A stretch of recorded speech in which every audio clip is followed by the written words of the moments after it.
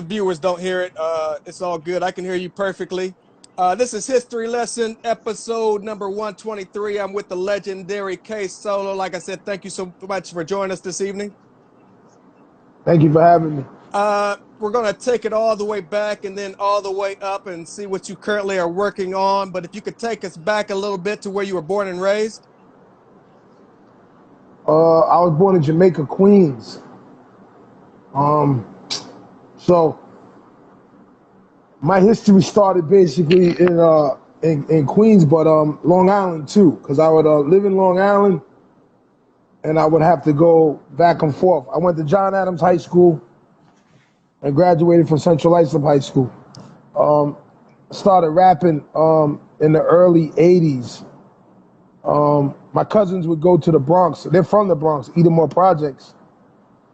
And I would get to hear Theodore Cuts Galore tapes and stuff like that because my cousins would bring them home. And at the time when I was rhyming, just started rapping, I started rapping in Roosevelt first because I had my mother's sister lived in Roosevelt. And so my cousins would come from Bronx there, and I would hear all the stuff. And then in Long Island, around '84, I was training to be a pugilist, but my pastime would be rapping and freestyling at parties with. This is before it became a contract. This is before rap was a contract. A guy named Amazing A from Brentwood, and a guy named Burgermeister. I was like the third wheel in that scenario, but I was from Central Islip. So Parrish's older brother from E.P.M.D, James Smith, would let me break the equipment down for Bambaataa and them when they would come out as a little kid. And I would bring Red Alert's records to the venue, and they would let me rock too, with them, because I was so young. And that's how me and Parrish met. And then when me and Parrish was real young, I remember being at the Roxy's with him, and his brother let us open up for Bambaataa and Sonic Force. That's when Parrish was a DJ. I was a rapper with the older boys. And then it didn't go through. I had an issue in Long Island with some of the guys. Had got into a fight with some guys in Brentwood, and I wouldn't rat them out. So Parrish's brother kicked me out the group because I couldn't rat, my neighborhood friends out. And then when Parrish made it in E.P.M.D, he came back and got me. And I had an album writ because I had got locked up. And I remember Curtis Blow told me how to make an album. I want to shout out Marky D that passed. My first rap record was against the Fat Boys. It was a group in Queens called the Rapping Assassins. And that was before E.P.M.D scenario with his brother. And then after the E.P.M.D scenario, when I didn't tell on my friends, Parrish saw me again at the, I think it was Mr. Richie's barbershop in Long Island. And I kicked some rhymes for him. And then, he heard a couple of bars of Spellbound, and then I got signed to E.P.M.D. I was the first artist to get signed to E.P.M.D. at that time. Well, Parrish. Because when Parrish signed me, he signed me to himself, not E.P.M.D. Right. And then it caused a little friction with the Hit Squad, and then everybody broke up. And I just want to say, I had a real weird career. Very weird, because I put more of my time into boxing than hip-hop. And it was like, I made it in hip-hop because of Spellbound. And I got a lot of flack from DMX saying that he wrote it and all this crazy stuff. And I just understood it more than other people. It used to bother me, in other words, it was bigger than us. So the drama with, you hear Locks get on the TV, oh yeah, that was real. It really wasn't real because DMX didn't write it, It was like, what happened was when DMX said on TV, he said he wrapped me up with it. It was the exact opposite what happened with me and him. I wrapped him up with that and won the battle in jail. And he just had more of a celebrity, of more street people backing him, and his music was more ignorant, I would say. He had more of a following because of those things. And my guys weren't really ready to turn the table over for anything. They just happy to get some money and go home. So I was out there on the limb in a scenario that I didn't even start. I just was too good for myself, I guess. It was just, I was too big for myself at that time and didn't realize it. And I didn't have anybody that, it was just so deep where no one wanted to be a part of that type of drama. So I kind of let myself fizzle out because I didn't want to go to, I couldn't actually go to war with nobody just by myself. I couldn't. It's kind of weird how my career, you know, got into fruition. But when Dr. Dre called me, I got a call from Dre. Sam Snead, I discovered Sam Snead from Pittsburgh. And Sam Snead was a dope producer. He did my second album.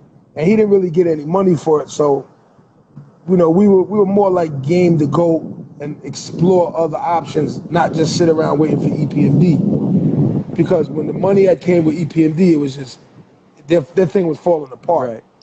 You know, with Erica Paris was falling apart because I would imagine that, you know, they should have split it evenly and they didn't. In fact, they're the only group I know that did that, and it just turned everything. It just was a bad scenario. Let's go back a little bit. Let's go back a little bit and work our way up to that. When you got out of jail, is this at the point where you started taking hip hop more serious?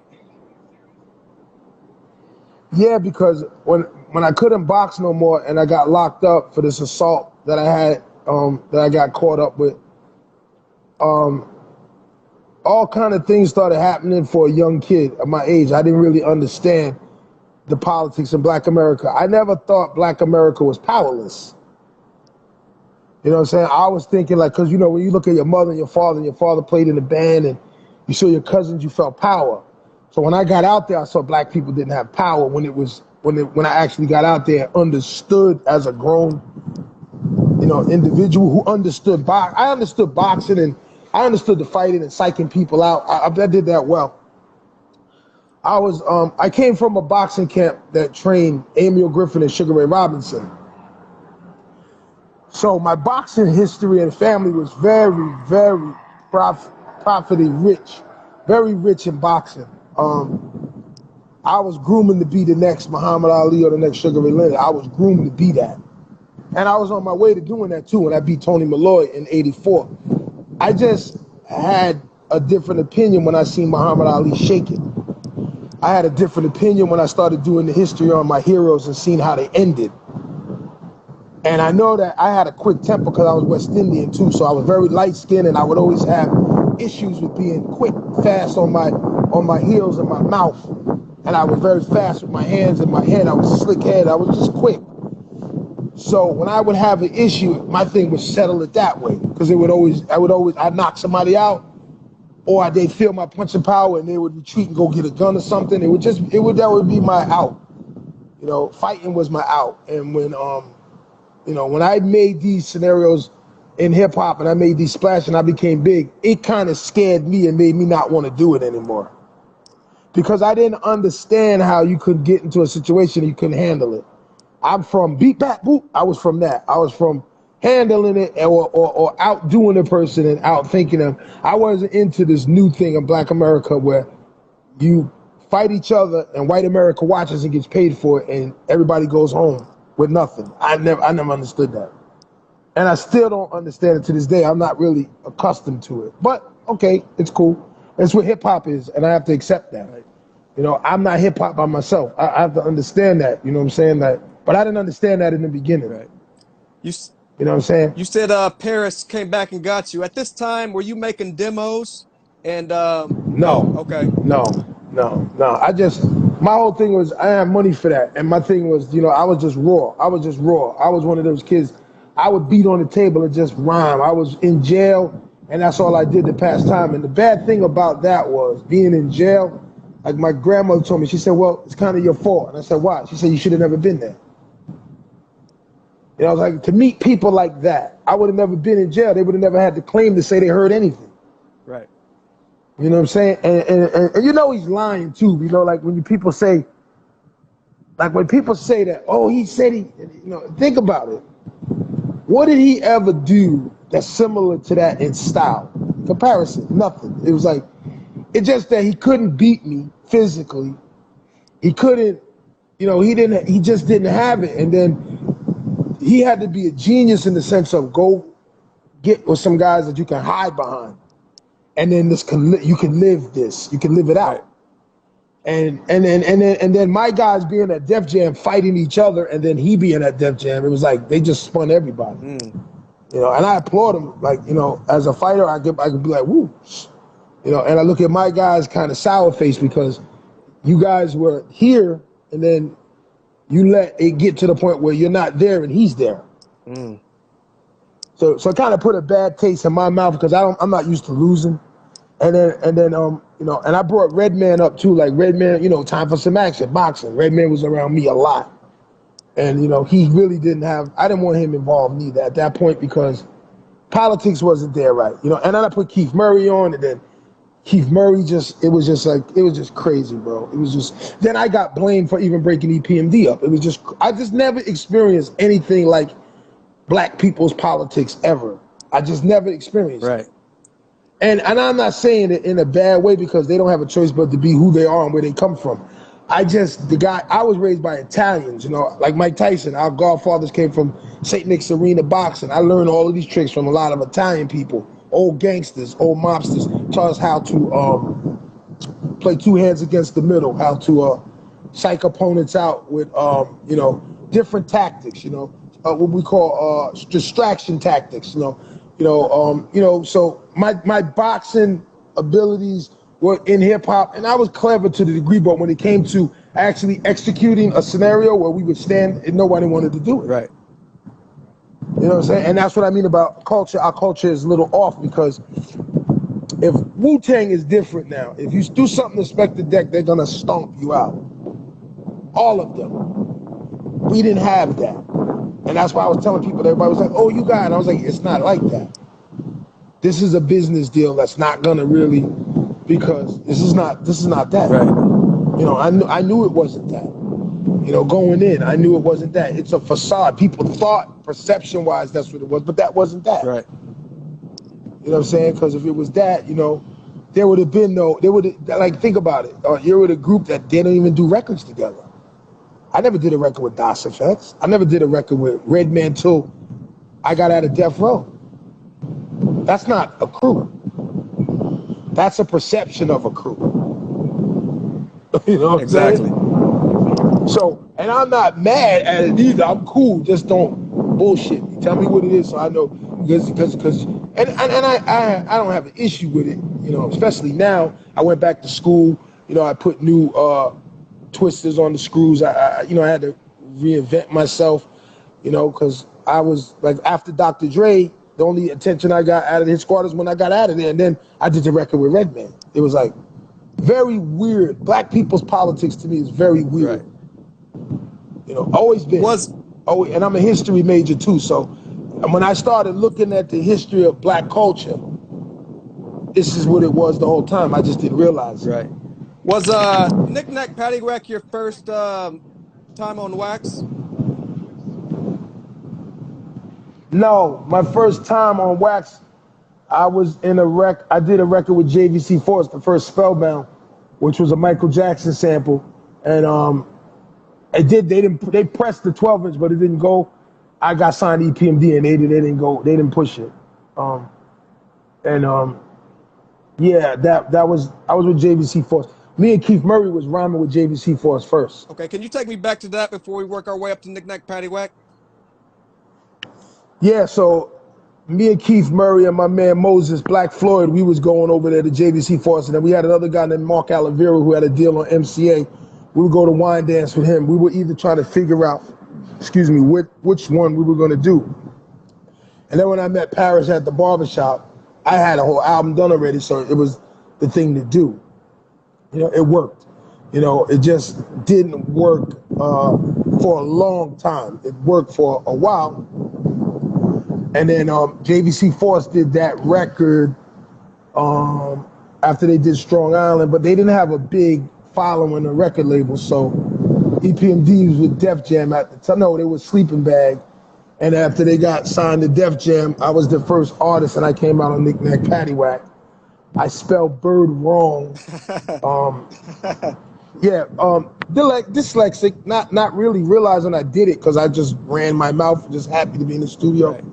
And really getting a lot of backlash for it. I didn't really care. I just wanted the money and get to change my life. I didn't care at that point because I had beat Tony Malloy, and Tony Malloy was from Queens Park Recreational, and he was a WAAU champion. I beat him. But I knew that if I would have won this fight, I was going to turn pro that year, so I let him win the fight. By faking, he hit me and took a knee in the 3rd round and beat him all 3 rounds. And my trainer knew. He was like, he didn't even hit you.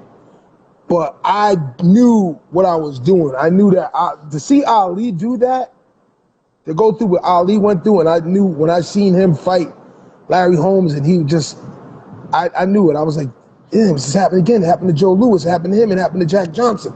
And it happened to Sugar Ray Robinson, because my uncle would tell me how they all ended. And I kept having this play out in my mind, like, but damn, is this all you can do? You know, is hit and not get hit, and, you know, what happens when you get old? Right. So I wanted something different, and that was going to be hip-hop. And then when the money came, I couldn't really go back to running 10 miles a day. I didn't want to do it.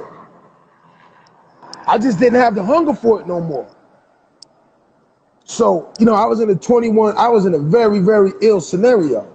Then I had the young red man with me, and, you know, I didn't want nothing to happen to him because he reminded me so much of me. I was very overprotective of him, trying to just like get where he needed to go. And I would be screaming at him, hoping that he would get some of these lessons, and I didn't realize he was listening. And he was, and I didn't realize it. And I just kept repeating myself to him. Make sure this, don't do this. And it's just, and you know, to the day where he'll tell me, I was listening to you. And I see now that he was. But at that time, I didn't think he was listening to me. I kept drilling him. Because I remember something happened at Eric's house. He got kicked out of the house. And I gave him my apartment. In other words, I had to make the phone call already to go look at the place, and it was open and available. His deal had just came through, and I slid him in there and got him in there. I don't know how it happened. It just, because I didn't panic, but I was like, this guy can't be just walking around aimlessly right now. Like, there's no way. This is not happening right now. You know what I'm saying? And I had Sam Snead with me too. You know?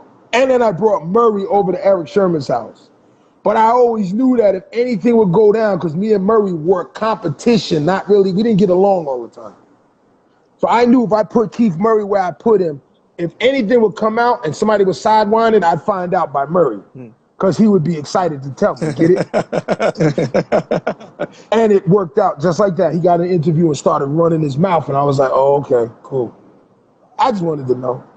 I don't really care what people say, you know what I'm saying? Because there's always the truth, the whole truth, and nothing but. I don't care about that. I just want to know what's on the horizon so I know how to address it. Right. Right. Initially, how did you meet Redman? So I was the only signed artist at E.P.M.D's Beckon at that time, and when we heard Redman, I heard Float Like a Butterfly in the rhyme at Sensations, and I started hitting Parrish, like, yo. And then Parrish started hitting Eric, and then we warned Eric. We said, if you don't call him, we're going to get him too. In other words, I didn't know he was born on my birthday, and I didn't know we had the synergy we had, and we become very close down the road, but I just knew when I heard that, I knew it was Ali. Float Like a Butterfly. I paid attention. We're very big boxing guys, so that got my attention. I started pushing Parrish and Eric, because when I heard him end with Sting Like a Rock group, it was over. I just knew he had the creative. He was creative. I knew in one line. I knew it. We all knew it. But it took Eric Sherman 4 months to get him there. So I was biting my nails the whole time, like, yo, this guy's not here yet? What the fuck? Then he got there. So why did you guys end up going with Atlantic, and why not Def Jam, where E.P.M.D was at? I think that was, when you got a young guy that's trying to get money, I don't think Parrish really thought about it. He was going through his little scenario with them too, where, I don't know, you'd have to ask him that. I just knew that I think at Def Jam, we would have been bigger, and I guess he didn't want to do that for whatever reason. But, he went to Atlantic, and Atlantic was a guinea pig. We were guinea pigs there. They didn't really understand hip hop, which was kind of depressing, because when we got there, they dropped the ball on a lot of shit, and even though we got along with Sharon Washington and Sharon Lane, they were my girls, and Simone Doe, we had some fun with a lot of them people. In fact, one of my boxing buddies, that was his aunt. So I knew a lot of people there at Atlantic, but they were not hip hop people. They had very old people like that were doing jazz. I would be in a room with this guy he had Miles Davis on his wall. Like, these guys weren't hip hop people at all. So we got kind of duped into that. Think about MC Light, K Solo, and DOC at Def Jam, what that would have sold. And DOS Effects. Think about it. Like, DOS Effects probably would have sold 5 million at Def Jam. But, again, in our culture, this is what I be meaning about our culture. It's so, it's not governed by itself. Right. When you know history, you understand history, and you see how it's governed, how Black America governs itself. It doesn't. When you get in trouble in Black America, white people come get you. And you didn't realize that as a kid. You're out thinking that, oh man, I'm in the city. Not realizing the white cop will lock your black ass up in the city. Not realizing it, you're too young. Which is very ignorant thinking on my part as a kid. Because you got to remember, I was raised by Italians from 8 years old till I was 19. I lived with the Italian people because my mother couldn't do nothing with me. And I stayed from a Salvation Army standpoint. That was my church. She introduced us to Tony Fortunato. My godmother was Dorothy Saunders, so I was in East Northport. All I knew was church. My mother kept us out the street that way. We were part of a community in the Salvation Army. And I went to Star Lake Camp every year till I was 15. From 8 to 15, I went to Star Lake Camp. Summer program. I was always out of the neighborhood in the summer. And then when I started getting too strong and started getting tough, Major Saunders introduced me to Tony Fortunato, who became my Siglia and my godfather. And he trained me from that age till I was an adult. And right before I went to turn pro to the Rat Records, I was still living in the gym when I got signed. So I didn't have too much training in Black America. As soon as I got in Black America, I thought Black America had the same power Black America had. It was just, it was just black, and I was wrong. Right. It didn't have the power. It was governed by white people. And Italians are not white people. I learned that too, that said something about Joe Louis as a kid, and the trainers I got kicked out of the gym for like 7 months. I didn't realize I couldn't say nothing about Joe Louis because I thought I was black and he was black. And they were white. I didn't know, but they told me that they weren't white. Deep. And I learned that, most Italians, what my dad told me, they were black people turned inside out. He said that when they were growing up in Brooklyn, the strongest kids in the neighborhood was the Italians and the blacks. I didn't understand none of this. Growing up, I didn't understand none of this. So everything I ran into, I did it from trial and error. I did it from trial and error. And a lot of times, like Reggie will say, I learned things to do with K Solo and what not to do because I was a guinea pig in a lot of ways because I was cocky and I didn't know no better in a lot of ways.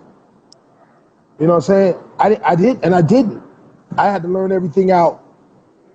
If it wasn't a lesson in the fight game, how would I know it? Right. If I knew if you threw a right hand at me and I caught it with my right hand, I know to throw a right hand back to you with the same hand I blocked it with. I don't know. I didn't know anything else. I didn't know how to function in Black America. I didn't know how to dress in Black America neither. Like Ralph Mann had to dress me, put the British walkers on. I didn't know nothing about that shit. I was just a wild kid that could fight, and I didn't know nothing. I had to be groomed, just like I was in boxing. I was 2 years younger, 3 years, 4 years younger than Mark Breland. So when Mark Breland took off, I was coming right behind him. I was cleaning up the amateurs. I didn't know nothing. All I knew was I was with the Italians. I would see Mike Tyson up in Catskill, because we had camp at Lake Placid going to Empire State Games. And then after Mike Tyson took off, I was ready to turn pro too, and then I didn't. I went to hip hop. Can you take me back to that? Can you take me back to that deal? Was that for more than 2 albums initially? No, it was just for two because the chemistry. After the second album, it wasn't there, and I figured what happened was we didn't have Eric to look over the production. You know, at that time, Eric and Paris weren't really good. You know, they were challenging each other. You know, so I couldn't go back to my house and say, hey, I need help with this. Even though Eric did produce on some of those records, on my second album, he did. They weren't like, it just, I don't know. It just, I think it was the energy that the climax that we created for ourselves in-house, it was competition and we didn't get the right beats. I think they gave us beats that they were throwaways for them. You know, not saying he ever said that to me. I'm just saying, looking back at it now, what was going on back then with our team. Again, black males not saying nothing but doing shit. Not really being on each other's team. They're the only guys that segregated their whole team and when you segregate yourself, you can't stand. Right. You know, it's in the Bible. You can't segregate a house amongst itself and expect it to stand. And it didn't stand. You know, everybody lost. You know, like DOS Effects went platinum and then they were going, it just decreased. One year it was this, next year it was getting smaller and smaller till they faded, you know. I went with Death Row, I had the bigger crew, but I didn't want to drop with Dr. Dre. Everybody think, oh, you got to remember, I'm looking at these little black kids like Corrupt and Daz, they want to come out. I'm looking at, how do you just got here. Let's help them with their scenario, which we did. We gave Snoop Black Exploitation, me and Sam. That was our thing. And, you know, we helped Snoop, we groomed Snoop, and Snoop took off. That's what Dr. Dre didn't need nothing else after that. You know what I'm saying? So, and we were happy with Snoop. Like, we celebrated a lot with Snoop, you know, and it was just like, okay, now where do we sit? And then Sam got jumped because we were out of place. We really didn't belong there. Only made us push the envelope because he didn't get paid for the Death Row, for the K Solo album. Parrish wouldn't pay him. So I had to take him to LA. I said, well, come on, let's keep going. And then Dr. Dre paid him and he became, you know, Sam Snead. He had some great records with Dre. You know, if we had to do it over, we'd have to do the same thing again. But I didn't want to come out first and go. And Dr. Dre was setting it up for me to come out because Knick Knack Paddywhack was Tupac's California Love. Right. You know, it wasn't like he wasn't honoring me being in his presence. It was just like, how do you cut the guys? How do you come out and you're from the East Coast and this shit's going on with the West and East? That's what I'm saying about Black America. It was just crazy. It was, again, it was Black America being crazy. It was like, oh shit, now it's us versus them. And we're over here living with them. Crazy. Crazy. Can you take me? Yeah, just Can you crazy. take me back